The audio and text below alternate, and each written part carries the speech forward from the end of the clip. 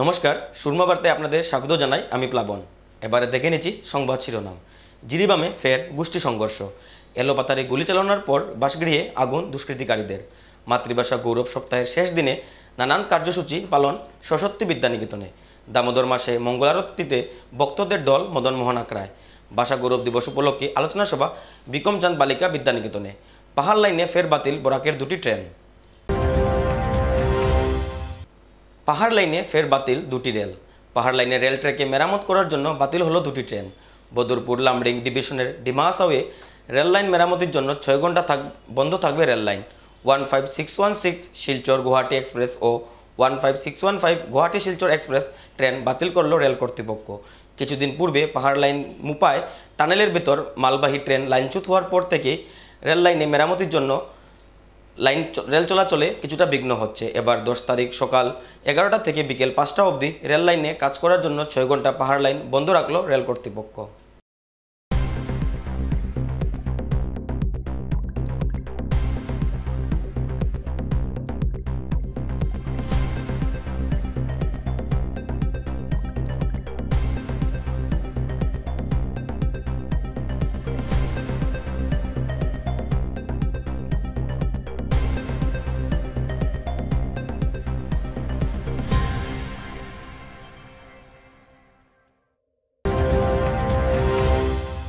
ফের উত্তপ্ত মণিপুরের জিরিবাম জেলা।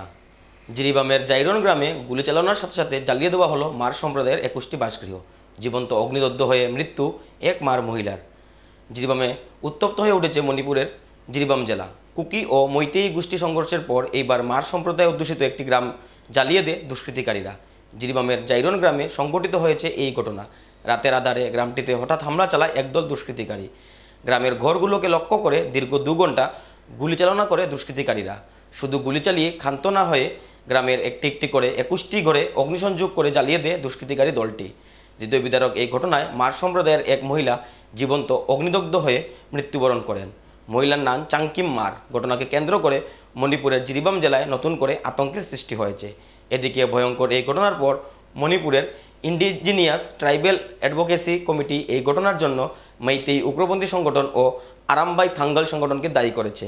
মেইতেই উগ্রপন্থী সংগঠন ও আরামবাই থাঙ্গল সংগঠনের সদস্যরা জিরিবামের জাইরন গ্রামে গুলি চালনা ও 21টি ঘর জ্বালিয়ে দেয় বলে দাবি করে ইন্ডিজিনাস ট্রাইবেল অ্যাডভোকেসি কমিটি। মাতৃভাষা ভাষা গৌরব দিবস উপলক্ষে বিভিন্ন কার্যক্রম করিমগঞ্জের বিভিন্ন শিক্ষা প্রতিষ্ঠানে। ভাষা গৌরব সপ্তাহ উপলক্ষে শহরের প্রায় সবকটি স্কুলগুলিতে সপ্তাহব্যাপী নানান কার্যক্রম অনুষ্ঠিত হচ্ছে। ভাষা গৌরব সপ্তাহের উদযাপনের সমাপ্তি দিনে নানান কার্যসূচি পালন করল সরস্বতী বিদ্যানিকেতন। শনিবার হাতে হাতে প্লে কার্ড, ভাষা সংস্কৃতির উপর রচিত সঙ্গীতের সঙ্গে তালে তাল মিলিয়ে রাজপথে ধামাইল পরিবেশন ছাত্রীদের।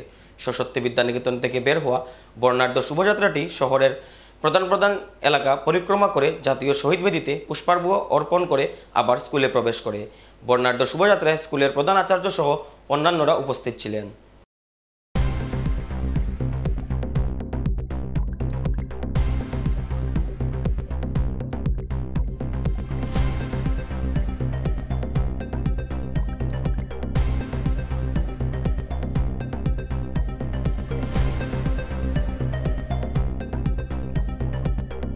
সরস্বতী বিদ্যানিকেতন করিমগঞ্জের পক্ষ থেকে আজকে মাতৃভাষা গৌরব সপ্তাহ উদযাপনের অঙ্গ হিসাবে আমরা একটি শোভাযাত্রা বের করেছি।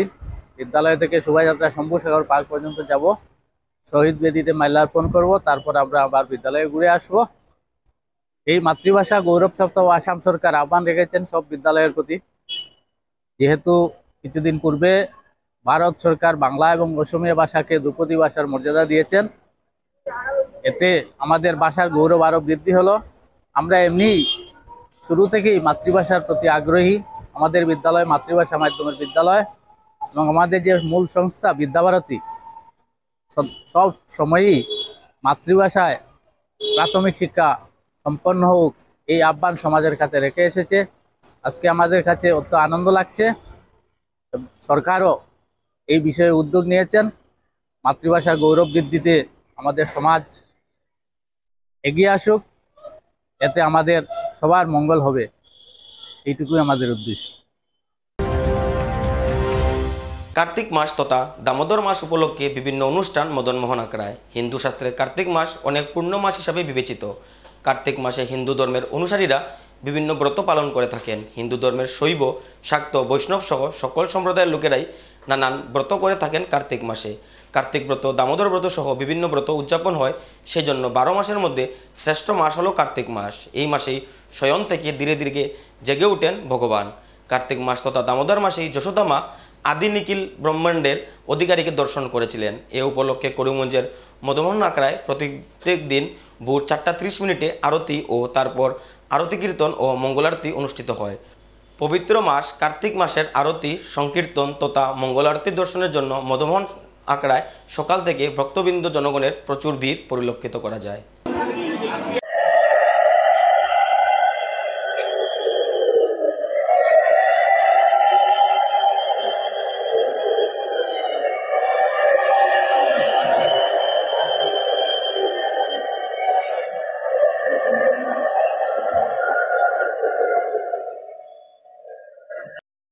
এই মাসটিকে দামোদর মাস বলা হয়।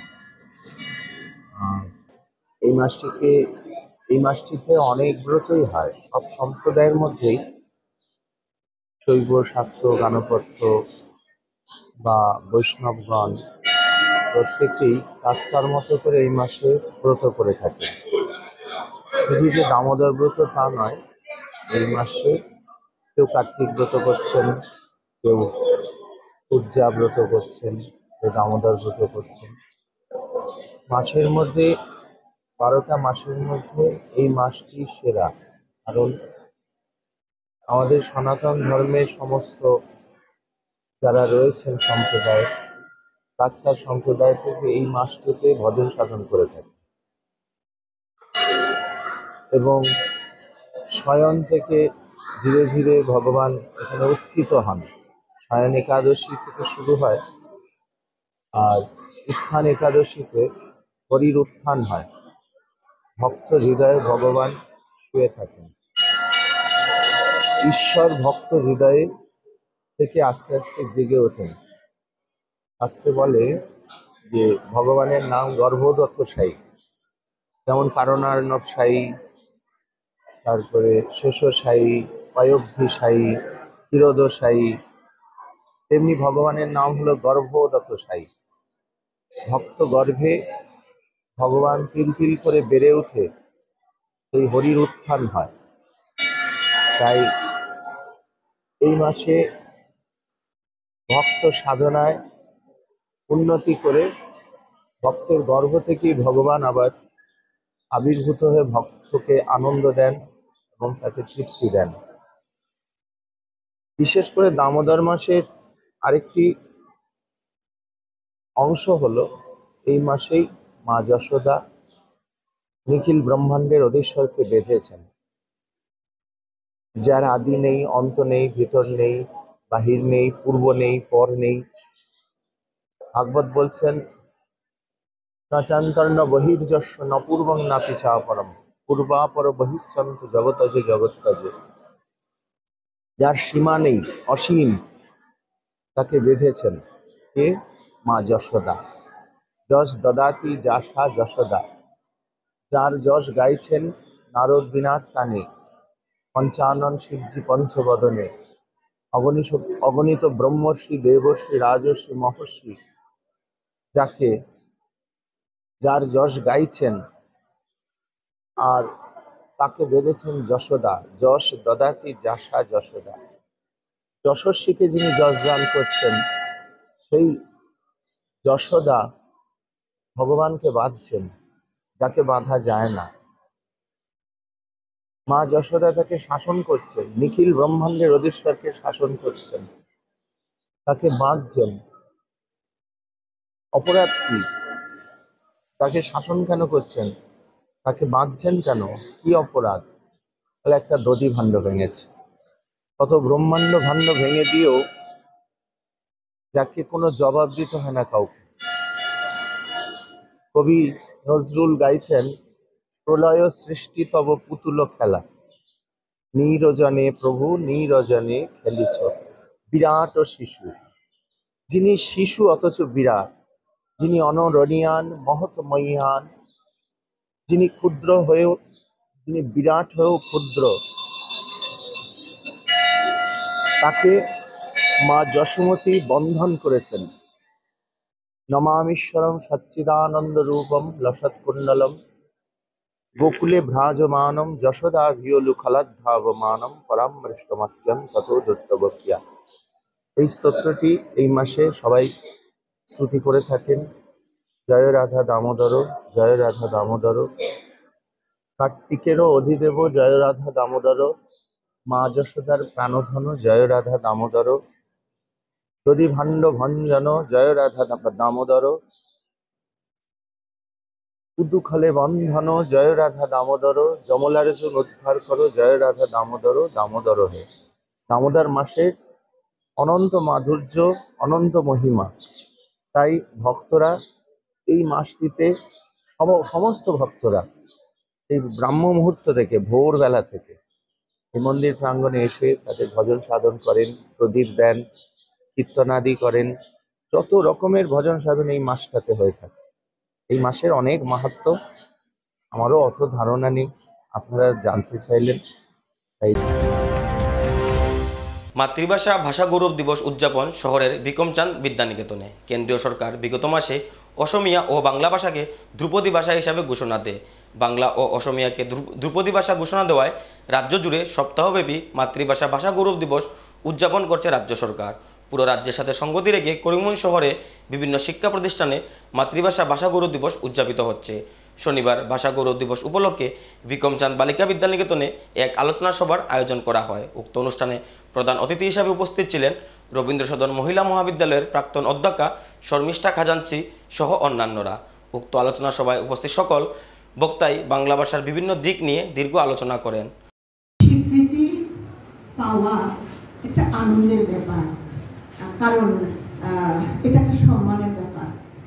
তবে আমাদের এটা স্বীকৃতি সরকারিভাবে হয়েছে এবং সেটাকে আমরা গ্রহণ করে আনন্দিত হয়েছি, কিন্তু বাংলা ভাষা এই স্বীকৃতি পাওয়ার যোগ্যতা অনেক আগে কারণে হয়তো হয়নি।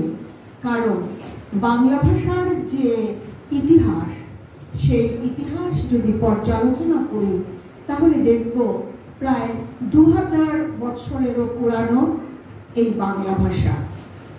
এবং আনুমানিক,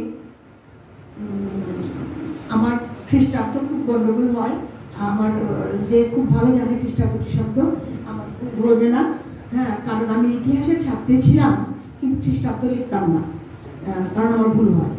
তো তবু যতটুকু মনে পড়ছে, 6ষ্ঠ শতাব্দীতে পাল রাজাদের আমলে বিভিন্ন ব্রাহ্মণ্য সংহিতা বা তাম্রশাসন, এগুলোর মধ্যে কিছু কিছু বাংলার পরিচয় আমরা পেয়েছি।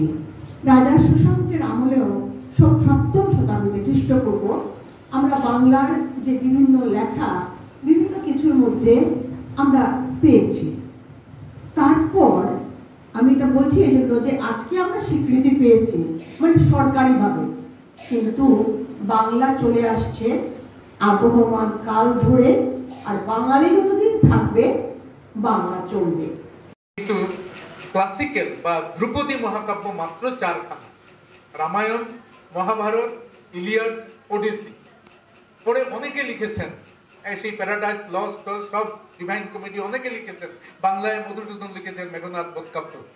এগুলো হচ্ছে লিটারেরি এপিক, সাহিত্যিক মহাকাব্য। তাহলে আমরা যদি একটু সমালোচনা করি যে বাংলাকে কি আমরা ধ্রুপদী বলতে পারি?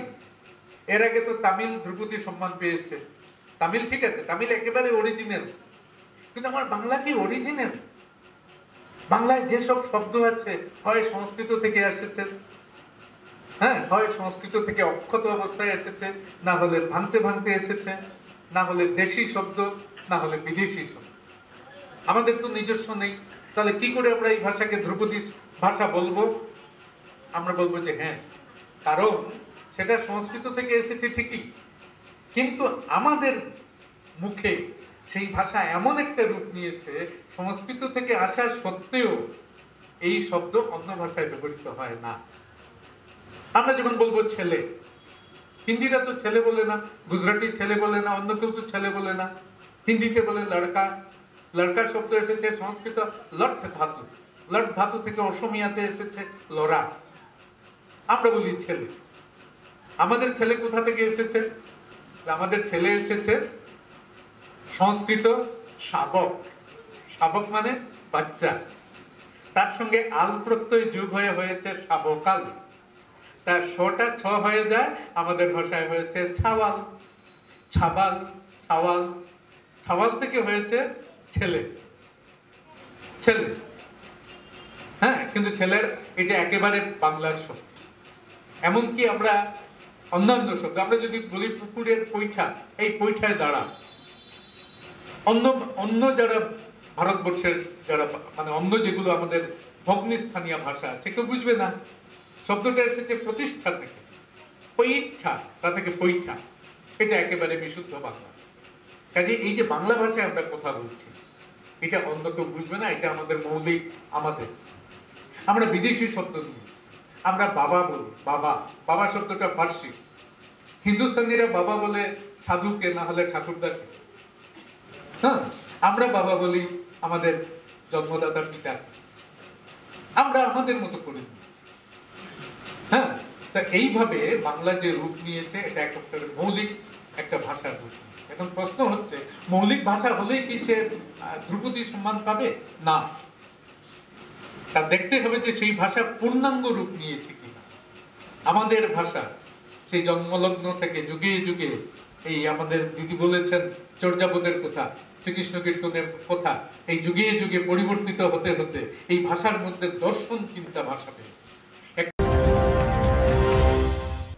এবারে নিয়ে নিচ্ছি বিজ্ঞাপন বিরতি। সংবাদ।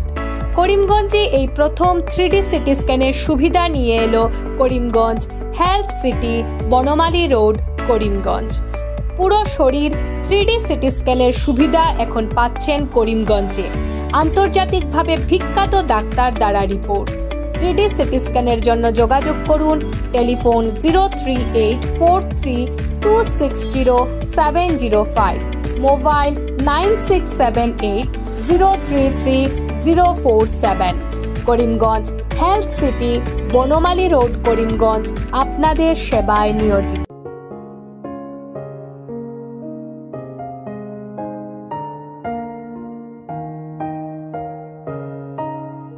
চিকিৎসা সেবায় নতুনত্ব নিয়ে হাজির নিউ লাইফলাইন হাসপাতাল।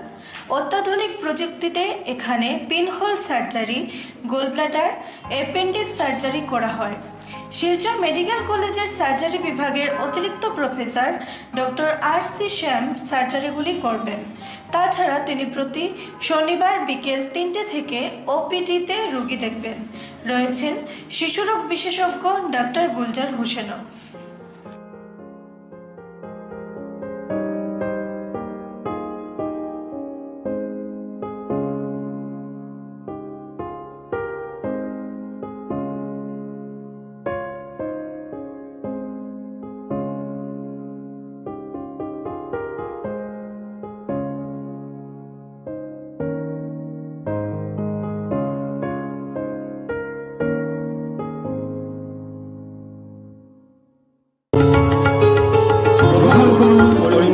হোলসেল কোঅপারেটিভ স্টোর্স তথা সহযোগীর আন্তরিক অভিনন্দন।